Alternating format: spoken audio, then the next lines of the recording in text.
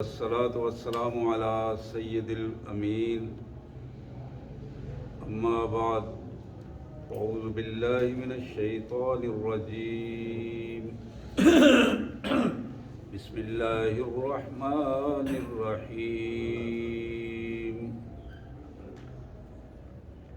إنا أنزلناه في ليلة القدر وما أدراك ما ليلة القدر ليلة القدر خير من ألف شهر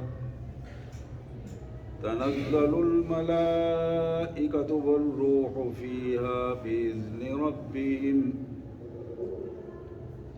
تنزل الملائكة والروح فيها بإذن ربهم من كل أمر سلام هي حتى مطلع الفجر آمنت بالله صدق الله العظيم اللهم صل على سيدنا ومولانا محمد وعلى آل سيدنا ومولانا محمد وبارك وسلم اللهم صل على جميع الأنبياء والمرسلين وعلى الملائكة المقربين وعلى سائر الصحابة والتابعين وعلى عباد الله الصالحين.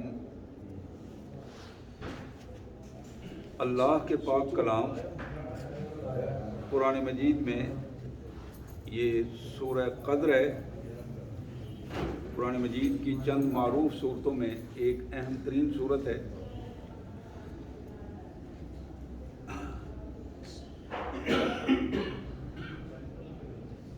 یہ اللہ کا کرم ہے، اس کی عنایات ہیں، مہربانیاں ہیں.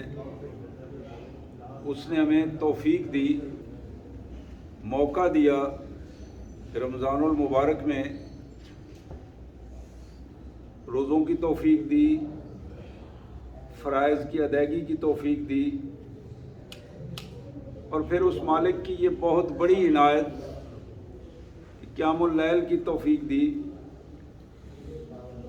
رمضان المبارک کا اکرام اور رمضان المبارک کا احترام یہ اپنی جگہ پر، لیکن رمضان المبارک کے فوائد سمیٹنا، اللہ کی طرف سے انعامات کو حاصل کرنا، درجات کی بلندی تک پہنچنا، یہ ایک ایسا پہلو ہے جس کو قرآن مجید نے بہت ہی خوبصورت انداز میں سنت رسول صلی اللہ علیہ وسلم کی روشنی میں ہمارے سامنے رکھا ہے.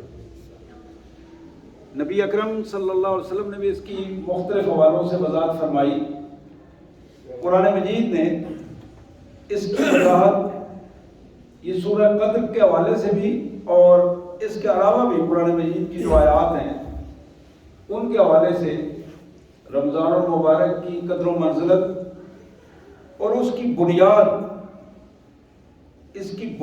قدر و منزلت کی، وہ اللہ کا قرآن ہے.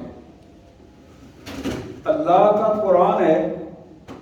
اس قرآن مجید کا نازل ہونا، رمضان المبارک میں نازل ہونا اور پھر دنیا کی رہنمائی کے لیے نازل ہونا، یہ ایک ایسا پہلو ہے جس نے دنیا میں یہ بات ثابت کر دی ہے کہ حالات کچھ بھی ہوں، زمانہ کسی ڈگر پہ بھی چل رہا ہو، علاقہ کوئی بھی ہو، وقت کیسا بھی ہو، لیکن جس قوم نے یا جس فرد نے قرآن مجید سے اپنا رابطہ اخلاص کے ساتھ اور استقامت کے ساتھ رکھا ہے، قرآن مجید نے ان کی زندگیوں کو تبدیل کر دیا ہے. قرآن مجید نے ان کی زندگیوں کو تبدیل کر دیا ہے. قرآن مجید نے اس معاشرے کو تبدیل کیا ہے، انقلاب برپا کر دیا ہے.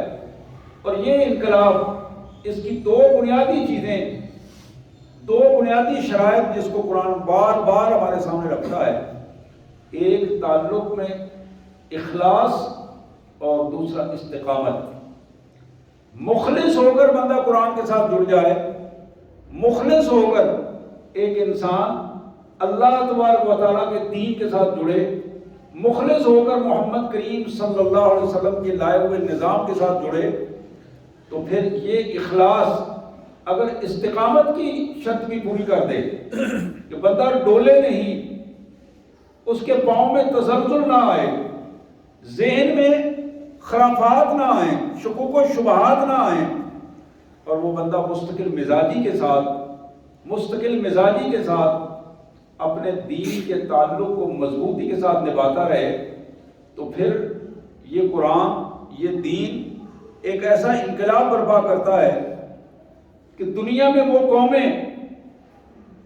قومیں جنہیں لوگ کمزور ترین قوم سمجھتے تھے، وہ قومیں جنہیں یہ خیال کیا جاتا تھا کہ ان کے ہاں تہذیب و تمدن نہیں ہے، بولنے کا سلیقہ نہیں ہے، رہنے سہنے کا سلیقہ نہیں ہے، گفتگو کی بات نہیں ہے، کوئی تہذیب نہیں ہے، کوئی کلچر نہیں ہے ان کے ہاں، لیکن اس قرآن سے اس قوم کا جب تعلق بنا تو پھر دنیا نے تسلیم کیا بالآخر کہ واقعی تھوڑی سی مدت میں 20-25 سال تھوڑی سی مدت میں قرآن مجید نے وہ تبدیلی لائی ہے کہ دنیا کو یہ رہنمائی دینے کے لیے، دنیا کی رہنمائی کرنے کے لیے، دنیا کی قیادت فراہم کرنے کے لیے جو حقیقت اس خطے سے ابھری ہے، مدینہ منورہ کی اسلامی ریاست سے ابھری ہے، وہ کہیں بھی موجود نہیں ہے۔ اب اس کیفیت کو قرآن یہ کہتا ہے اِنَّا أَنزَلْنَاهُ فِي لَيْلَةِ الْقَدْرِ، اس قرآن کو ہم نے لیلۃ القدر میں نازل کیا ہے۔ لیلۃ القدر، قدر و منزلت والی رات، وہ رات کہ جس رات فیصلے کیے جاتے ہیں، وہ رات جو اللہ کے نظام کے دشمنوں کے لیے تنگی کا باعث بن جاتی ہے، اور اللہ والوں کے لیے وہ رات وسعتیں کھول دیتی ہے، اپنی ساری کی ساری وسعتیں کھول کر انہیں سمیٹ لیتی ہے۔ حضرات، یہ پہلو اللہ فرماتے ہیں کہ وما ادراک ما لیلۃ القدر، جانتے ہو یہ لیلۃ القدر کیا ہے؟ یہ صرف ایک جملہ نہیں ہے۔ لیلۃ القدر خیر من الف شہر، یہ وہ عظیم رات، عظمتوں والی رات ہے جس ایک رات کی قدر و قیمت 1000 مہینے سے بھی زیادہ ہے۔ 1000 مہینے، الف شہر، 1000 مہینے سے بھی زیادہ، اس جیسی نہیں، اس سے زیادہ خیر۔ عمومی طور پر جب ہم دیکھتے ہیں تو ہماری عام زندگی جو اوس زندگی چل رہی ہے وہ اب تو 40-50 تک پہنچ گئی ہے، لیکن 70-80 تک عموماً چل جاتی ہے۔ تو یہ جب آپ 1000 مہینوں کا حساب لگائیں گے تو یہ 80 اور 90 کے درمیان بنتے ہیں 1000 مہینے۔ 83 جی 83 سال، مطلب 80 اور 90 کے درمیان ہو گئے نا جی۔ تو یہ وہ کیفیت کہ ایک انسان اس رات کو اگر اس کی حقیقت کو سمجھ کر اپنے آپ کو لگائے تو یہ ایک رات اس کی زندگی کو تبدیل کرنے کے لیے کافی ہے۔ لیکن اس کے مقابلے میں جب آپ دیکھتے ہیں، محمد کریم صلی اللہ علیہ وسلم نے فرمایا کہ یہ رات انسان کو صاف ستھرا کر دیتی ہے گناہوں سے، اگر وہ اپنے گناہوں کو اللہ کو حضور پیش کر کے اس سے معذرت کر لے۔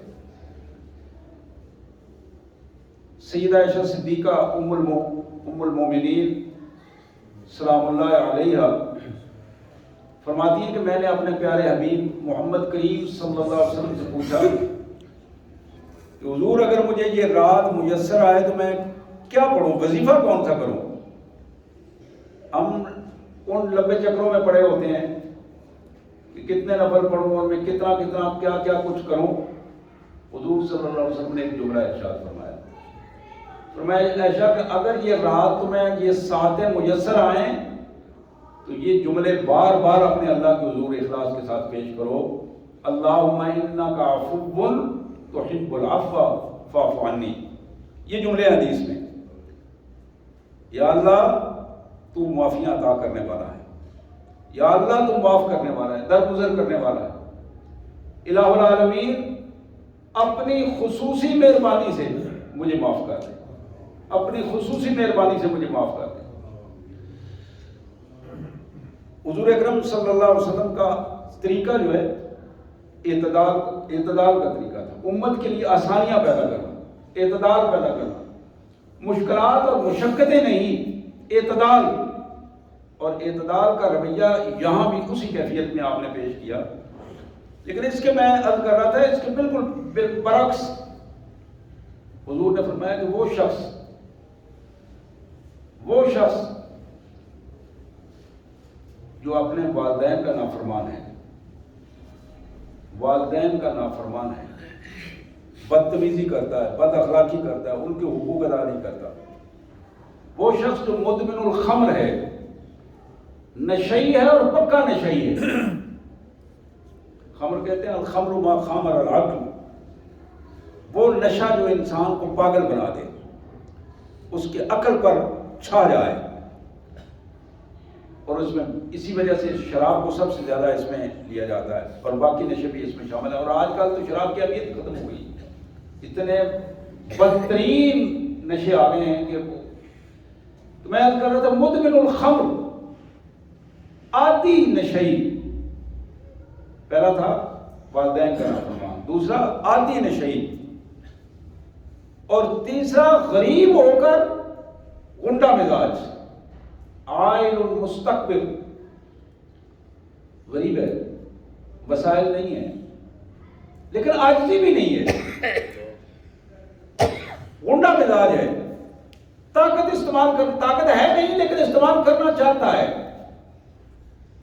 حضور نے فرمایا کہ یہ بندے اگر ان جرائم کے ساتھ اس رات کو آ جائیں، اللہ تعالیٰ ان کو معاف نہیں کرے گا، سبحان اللہ، اللہ تعالیٰ ان کو معاف نہیں کرے گا۔ آپ اندازہ کر سکتے ہیں ان گناہوں کی پہلے معافی مانگ کے اپنے آپ کو پاک صاف کرے، پھر اس رات میں آگے اپنے آپ کو اپنے اللہ کے حضور پیش کر دے۔ تو یہ پہلو دوسرے الفاظ میں جائزہ لینے کا پہلو ہے، اس رات کو جائزہ لینے کا پہلو ہے۔ اب 2 راتیں تو گزر گئی، 21ویں کی اور 23ویں کی، 25ویں کی، 27ویں کی اور 29ویں کی، یہ راتیں باقی ہیں۔ میں سعودی عالم کی گفتگو سن رہا تھا، انہوں نے بڑی خوبصورت بات کہی کہ جب تم آخری عشرے میں داخل ہوتے ہو تو پھر ایک بات تو یہ ہے کہ ہر وقت اس لفظ کو ادا کرتے رہو، اللہم انک عفو تحب العفو فاعف عنی۔ اس پہلو سے اگر کسی رات بھی، یعنی عشاء کی نماز کے بعد آپ بیٹھتے ہیں، ہر رات کو آپ یہی ذکر کرتے ہیں، یہی وظیفہ کرتے ہیں جو حضور صلی اللہ علیہ وسلم نے بتایا، تو پھر جس رات کو بھی لیلۃ القدر ہوگی آپ کی انٹری اس میں ہو جائے گی، اللہ تعالیٰ اس میں آسانیاں پیدا کر دے گا۔ تو یہ پہلو بھی بڑا اہم پہلو ہے اس حوالے سے کہ بندے کے اندر کوشش کا ایک جذبہ موجود ہو کہ میں نے اس رات کو پانا ہے، اس رات کو میں نے حاصل کرنا ہے، اور اس کے لیے بندہ وقت نکال کر اپنے آپ کو لے کے آئے۔ میں عرض کر رہا تھا کہ ان احادیث کے پس منظر میں کہ جو گناہ کبیرہ کو ساتھ لے کر آدمی اس رات میں داخل ہو تو پھر بندہ سمجھے کہ میں تو بالکل پاک صاف ہو گیا ہوں، وہ ممکن نہیں ہے۔ ظلم و زیادتی ایک ایسا بنیادی پہلو ہے، ظلم و زیادتی ایک ایسا بنیادی پہلو ہے جو کسی بھی صورت میں معافی کے قابل نہیں ہوتا۔ معافی تب ملتی ہے جب ظلم و زیادتی کا مداوع کر دیا جائے، مداوع کر دیا جائے۔ اب یہ ظلم و زیادتی کی جو بات میں کر رہا تھا، آپ ذرا اندازہ کریں گے، ہم اللہ کے ساتھ بھی ظلم کرنے کی کوشش کرتے ہیں، اللہ کے ساتھ ظلم کرنے کی کوشش کرتے ہیں۔ قرآن مجید میں بھی سورہ مریم کے آخر میں، باقی مختلف جگہ پہ اللہ تعالیٰ نے ارشاد فرمایا کہ میرا وہ بندہ جو میرے ساتھ شرک کی مختلف کیفیات ادا کرتا ہے، میرا یہ بندہ ہے جو میرے ساتھ ظلم کرتا ہے۔ اللہ کے ساتھ ظلم کرتا ہے۔ اب اس پہلو سے ہمیں اس کا بھی جائزہ لینا ہے کہ ہماری زندگی میں اگر شرک موجود ہے اور پھر ہم لیلۃ القدر کی اس سمیٹنا بھی چاہتے ہیں، مغفرت بھی لینا چاہتے ہیں، اللہ کے انعامات بھی حاصل کرنا چاہتے ہیں، 1000 مہینے سے زیادہ قدر و منزلت بھی حاصل کرنا چاہتے ہیں، تو کیسے ہوگی؟ جب تک شرک سے اپنے آپ کو پاک نہیں کریں گے، اور پاک تو ایک لمحے میں کیا جا سکتا ہے، اندر کو صاف کر کے اللہ کے حضور سجدہ ریز ہو کر یہ دعا کرے آدمی کی، یا اللہ آج کے بعد جو کچھ ہو گیا وہ مجھے معاف کر دے، آج کے بعد میری زندگی میں شرک نہیں آئے گا، ذرہ برابر نہیں آئے گا، جہاں شرک کا شبہ ہوگا میں وہاں سے بھی دور بھاگوں گا۔ اتنی سی بات ہے کہ جب آدمی اپنے اللہ کے ساتھ پختہ وعدہ کر لے، پکا یقینی وعدہ کر کے اس پہ ڈٹ جائے، زندگی ادھر سے ادھر ہو سکتی ہے لیکن میں شرک کے قریب نہیں جاؤں گا۔ میرے پیارے بھائیوں، یہی چیز لیلۃ القدر میں اس کی انٹری کو بہترین انٹری بنا دے گی، اور وہ ان اوقات میں بہت کچھ سمیٹنے کا والد ہے۔ اسی طرح میں ظلم کی بات کر رہا تھا، اللہ کے ساتھ ظلم کی بات ہو رہی ہے، پھر ہم رسول اللہ کے ساتھ ظلم کرتے ہیں، رسول اللہ کے ساتھ ظلم۔ حضور اکرم صلی اللہ علیہ وسلم نے ایک موقع پر ارشاد فرمایا، کل امتی یدخلون الجنہ الا من ابا، میری ساری امت جنت میں جائے گی مگر وہ بندہ جنت میں نہیں جائے گا جس میں جنت میں جانے سے انکار کر دیا، جنت میں جانے سے انکار کیا۔ قیل ومن ابا یا رسول اللہ، تو صحابہ نے عرض کیا حضور یہ کون بدبخت ہے جو جنت میں جانے سے انکار کرے؟ آپ نے فرمایا من اطاعنی فقد اطاع اللہ فقد دخل الجنہ، جس شخص نے میری بات مانی، میری اطاعت کی، میری فرما برداری کی، اس نے اللہ کی بات مانی، اللہ کی فرما برداری کی، اور وہ جنت میں داخل ہو جائے گا۔ یہ بات کلیئر ہے، من اطاعنی فقد اطاع اللہ فقد دخل الجنہ۔ اور پھر فرمایا ومن عصانی، جس نے میری بات نہیں مانی، میری بات نہیں مانی، فقد ابا، یہ بندہ ہے جس نے جنت میں جانے سے انکار کیا ہے۔ فقد عصى اللہ، یہ بندہ ہے جس نے اللہ کی نافرمانی کی، اللہ کی بات نہیں مانی، اللہ کا حکم نہیں مانا۔ اب آپ اگر جائزہ لینا شروع کر دیں، ہم گننا شروع کر دیں، کتنی ہی ایسی باتیں ہیں جو بڑی تاکید کے ساتھ اللہ کے رسول صلی اللہ علیہ وسلم نے ہمیں مخاطب کر کے، ایک ایک فرد کو مخاطب کر کے بتائی ہیں، لیکن ہم اس کی پرواہ نہیں کرتے، ہمیں پرواہ نہیں ہوتی۔ میں سادہ سی 4 باتیں آپ کو بتاتا ہوں، کوئی لمبی چوڑی بات تو نہیں ہے لیکن سادہ سی بات ہے، کئی دفعہ بتائی ہیں۔ حضور صلی اللہ علیہ وسلم نے فرمایا کہ اگر کوئی بندہ کلمہ پڑھ رہتا ہے، میری امت میں کلمہ پڑھتا ہے، اپنے آپ کو مسلمان کہتا ہے، لیکن 4 باتیں اگر اس میں موجود ہیں، 4 عادتیں موجود ہیں، 4 خصلتیں موجود ہیں، وہ بندہ مسلمان نہیں ہے، مومن نہیں ہے۔ حضور نے فرمایا حتیٰ یدا، یہاں تک کہ انہیں چھوڑ دے۔ حضور پھر آپ نے فرمایا وہ نمازیں بھی پڑھے، وَإِنْ صَامَ وَصَلَّى وَزَامَ أَنَّهُ مُسْلِمٌ، وہ روزے بھی رکھے، وہ نمازیں بھی پڑھے، وہ اپنے آپ کو پکا مسلمان بھی کہے، پھر بھی مسلمان نہیں ہے، وہ منافق ہے، منافق ہے، مسلمان نہیں ہے۔ اب وہ 4 چیزیں جو ارشاد فرمائیں، یہ بخاری اور مسلم کی حدیث ہے جو جس کا ریفرنس سے میں بات کر رہا ہوں۔ 4 چیزیں، پہلی چیز اس میں جھوٹ ہے۔ اب جو شخص جھوٹ بولتے ہوئے پریشان نہیں ہوتا، جھوٹ بول کر اذیت اس کے اندر، اسے تکلیف نہیں ہوتی، جھوٹ منہ نکلتا ہے تکلیف نہیں ہوتی۔ بعض لوگ تو بڑے مزے لے کر جھوٹ بولتے ہیں، بعض لوگ مذاق میں جھوٹ بول جاتے ہیں، بعض لوگ ضرورتاً جھوٹ بولتے ہیں، مفاد پرستی کی وجہ سے جھوٹ بولتے ہیں، بعض لوگ تحفظ کی وجہ سے جھوٹ بولتے ہیں، بعض لوگ خود جھوٹ بولتے نہیں لیکن جھوٹے آدمیوں کے ساتھ السلام علیکم رکھی ہوتی ہے، وہ بھی ایسے ہی ہے جیسے جھوٹ بولنا ہے. جھوٹ بولتے نہیں لیکن جھوٹ کو سن لیتے ہیں، برداشت کرتے ہیں، حوصلہ اور تسلی دیتے ہیں جھوٹے انسان. تو میرے پیارے بھائیوں ذرا غور کیجئے، کیا یہ رسول اللہ صلی اللہ علیہ وسلم کی ذات گرامی پر ظلم نہیں ہے کہ آپ نے کیا ارشاد فرمایا اور ہم اس کو اس پر عمل کرنے کے لیے تیار نہیں؟ نبی رحمت صلی اللہ علیہ وسلم نے دوسری چیز فرمائی، وَإِذَا تُؤْمِنَ خَانَ، وہ بندہ بددیانت ہو. دیانتداری سے جائزہ لیجئے، سنجیدگی کے ساتھ. من حیث القوم، ہم بیٹھے ہیں، میں آپ ہم سب، میری بہنیں بھی سن رہی ہیں، بچیاں سن رہی ہیں، کہ دیانتداری کی پوزیشن ہمیں کتنی ہے. وضاحت کی تو اس میں کوئی ضرورت ہی نہیں ہے، ہر بندہ خود اس کا جائزہ لے کر اندازہ کر سکتا ہے کہ ہماری دیانتداری کی پوزیشن کیا ہے. جہاں ٹکے کا مفاد ہمارا آ جائے، معمولی سا مفاد نظر آئے، وہاں ہم بددیانتی کرنے کے لیے تیار ہو جاتے ہیں. دوسرے کا حق کھانے میں ذرا برابر بھی شرم محسوس نہیں کرتے. ظاہراً پتہ ہوتا ہے کہ یہ ہماری چیز نہیں ہے، اس کے باوجود اس میں ٹانگ اڑا کے ہم کوشش کرتے ہیں کہ وہ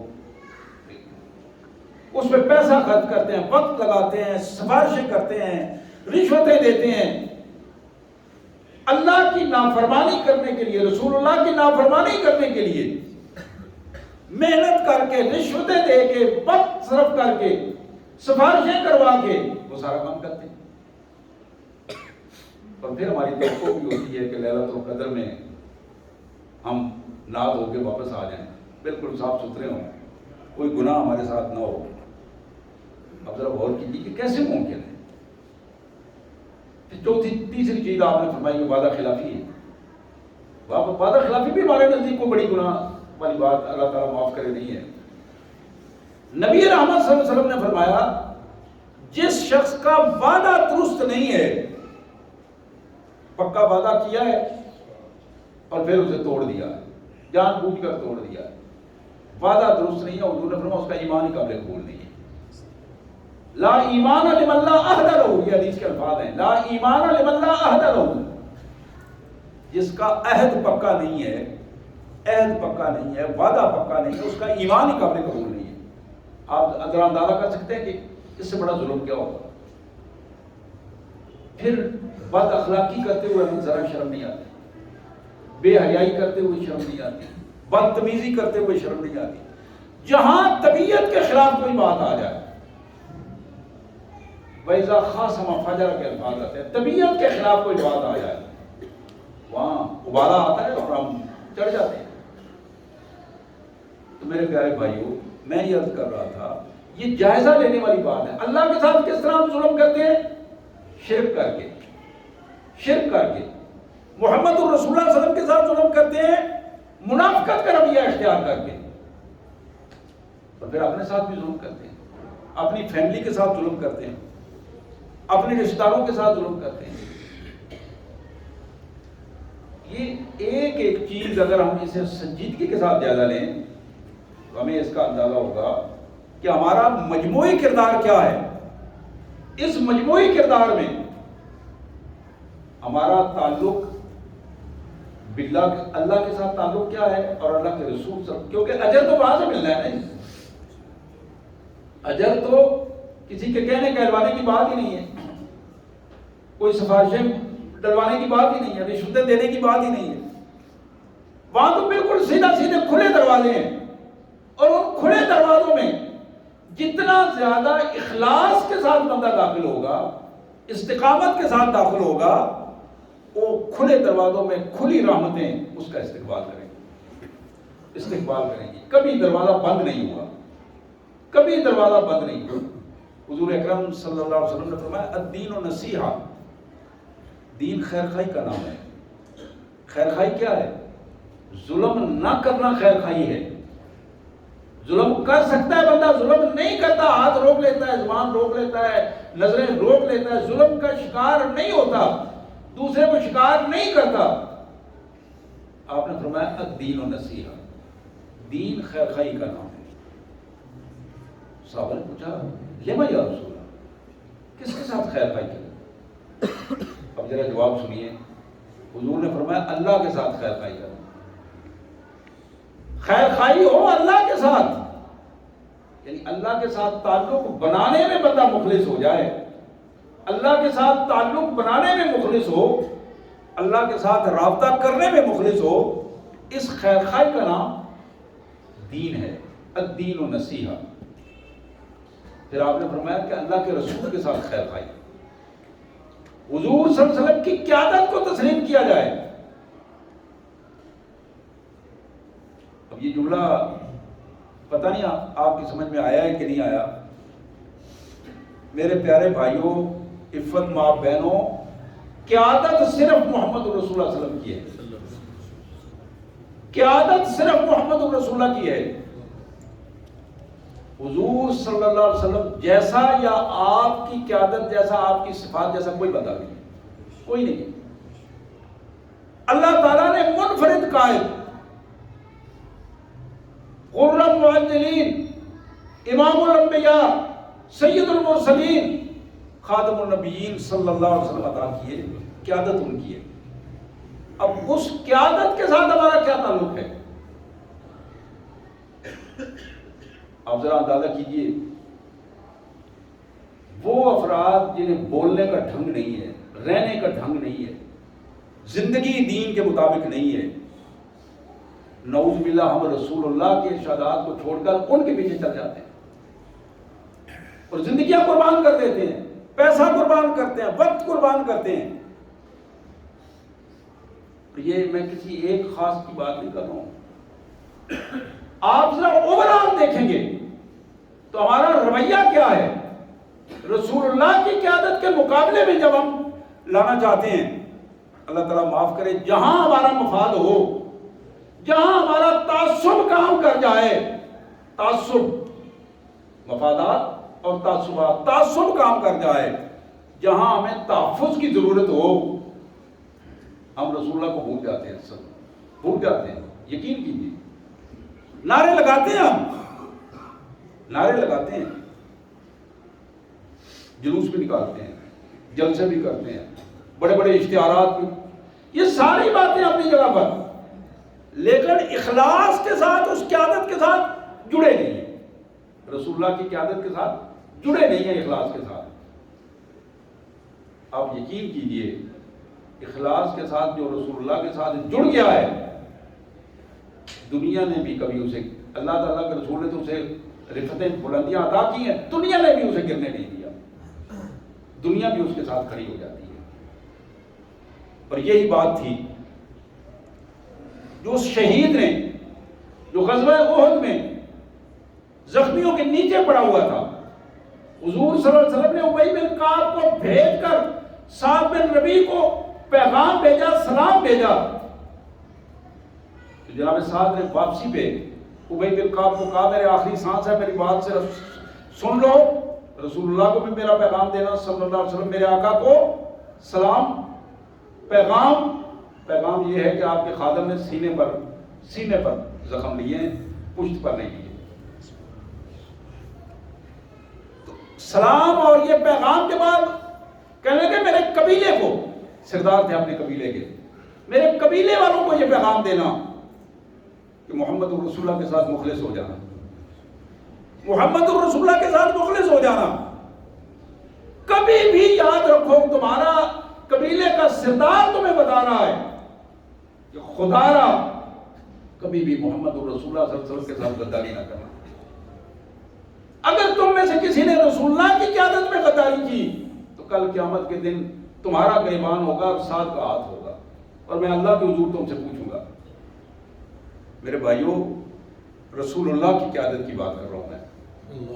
جب نبی رحمت صلی اللہ علیہ وسلم کی قیادت کے ساتھ تعلق نہیں بنتا تو یہ ظلم ہے، بہت بڑا ظلم ہے۔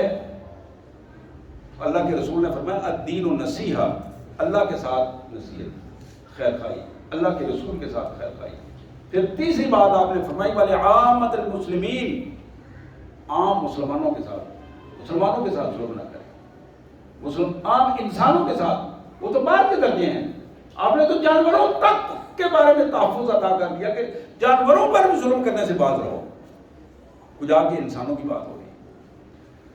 تو میں عرض کر رہا تھا کہ یہ دین جو نصیحت ہے، خیر خواہی ہے، اس دین کی یہ نصیحت اور خیر خواہی کو لے کر جب ہم لیلۃ القدر کے ان گھڑیوں میں جائیں گے تو پھر وہ سمیٹ سکیں گے، پھر وہ خزانہ مل سکے گا، پھر وہ پروانہ مل سکے گا نجات کا، جہنم سے نجات کا پروانہ مل سکے گا. حضرت ابن عبداللہ بن مسعود رضی اللہ تعالیٰ عنہ کی ایک روایت ترغیب و ترہیب میں موجود ہے. ایک دن بیٹھے تھے محفل میں، کہنے لگے آؤ ذرا مل کے دعا کریں، اللہ کے حضور گناہوں کی معافی کی دعا کرتے ہیں، اللہ تعالیٰ ہمیں کامیابیاں عطا فرمائے.